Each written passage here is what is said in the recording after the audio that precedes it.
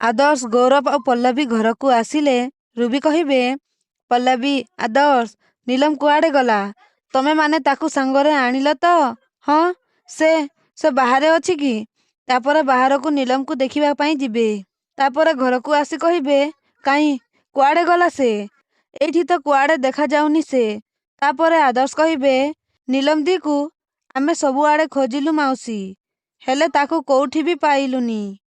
ତାପରେ ପଲ୍ଲବୀ କହିବେ, ଆମେ ତାଙ୍କ ନମ୍ବର ଟ୍ରାକ୍ କରି ଯାଇ ଲୋକେସନରେ ପହଞ୍ଚିଲୁ, କିନ୍ତୁ କିନ୍ତୁ ସେତେବେଳକୁ ସେମାନେ ସେଠି ନଥିଲେ।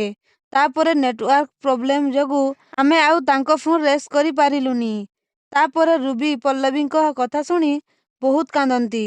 ତାପରେ ପଲ୍ଲବୀ ରୁବିଙ୍କ ପାଖକୁ ଆସି କହିବେ, ଆପଣ ଚିନ୍ତା କରନ୍ତୁନି ରୁବି ମାଉସୀ, ମୁଁ ତାଙ୍କ ନମ୍ବର ଚିତ୍ତ ଅଙ୍କଲକୁ ଦେଇଦେଇଛି। ସେମାନେ ନେଟୱାର୍କ ଆସିଲେ ମାତ୍ରେ ତାଙ୍କ ନମ୍ବର ଟ୍ରାକ୍ କରି ପୁରା ଟିମ୍ ଯିବ ତାଙ୍କୁ ଉଦ୍ଧାର କରିବା ପାଇଁ।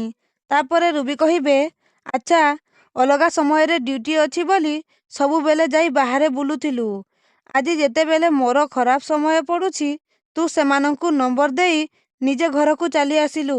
ତାମାନେ ତୁ କେବଳ ଉପର ଠରିଆ ଭାବେ ମୋ ଝିଅକୁ ଖୋଜିବାକୁ ଯାଇଥିଲୁ।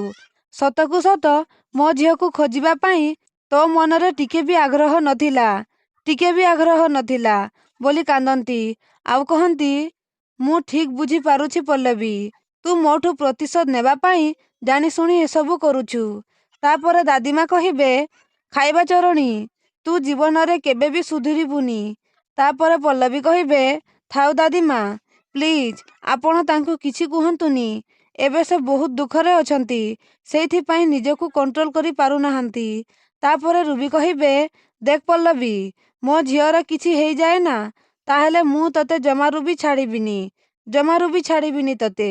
ତାପରେ ନୀଲମକୁ ସଞ୍ଜୀବ ଧରି ଆଣିକି ଆସିବେ। ଆଉ ନୀଲମ ସଞ୍ଜୀବକୁ କହୁଥିବେ, ତମେ so sweet Sanjeev, you are so sweet. ତମେ ସତରେ ବହୁତ ଭଲ ସଞ୍ଜୀବ, ବହୁତ ଭଲ। You are so sweet Sanjeev. ନୀଲମଙ୍କ ପାଖରୁ ଏମିତି କଥା ଶୁଣି ସମସ୍ତେ ଆଶ୍ଚର୍ଯ୍ୟ ହେଇଯାଉଛନ୍ତି।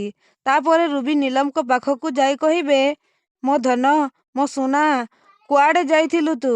କୋଉଠି ଥିଲୁ ଏ ପର୍ଯ୍ୟନ୍ତ? ତୁ ଭଲରେ ଅଛୁ ତ? ହାଁ, ମୋ ସୁନା, କହି ହକ୍ କରିବେ।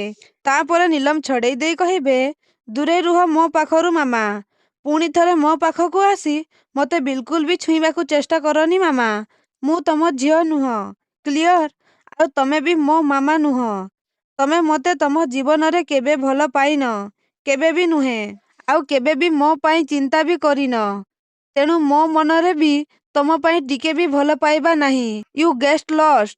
ତାପରେ ରୁବି ଆଶ୍ଚର୍ଯ୍ୟ ହେଇଯିବେ। ତାପରେ ନୀଲମ ସଞ୍ଜୀବକୁ ଧରିବେ ଆଉ କହିବେ, you are really so good Sanjeev, so good. ତମେ ସତରେ ବହୁତ ଭଲ ସଞ୍ଜୀବ, ବହୁତ ଭଲ। ତମେ ସତରେ ବହୁତ ଭଲ ସଞ୍ଜୀବ, ବହୁତ ଭଲ। ତମେ ଆଜି ପୁଣି ଥରେ ମୋ ଜୀବନ ବଞ୍ଚେଇ ଦେଲ।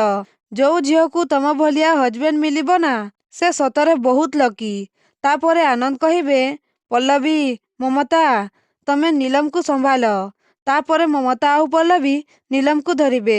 ତ ଦର୍ଶକ ବନ୍ଧୁ, ନୀଲମ କ'ଣ ସଞ୍ଜୀବକୁ ଭଲ ପାଉଛନ୍ତି କି? ଆମକୁ କମେଣ୍ଟ କରି ଜଣାନ୍ତୁ।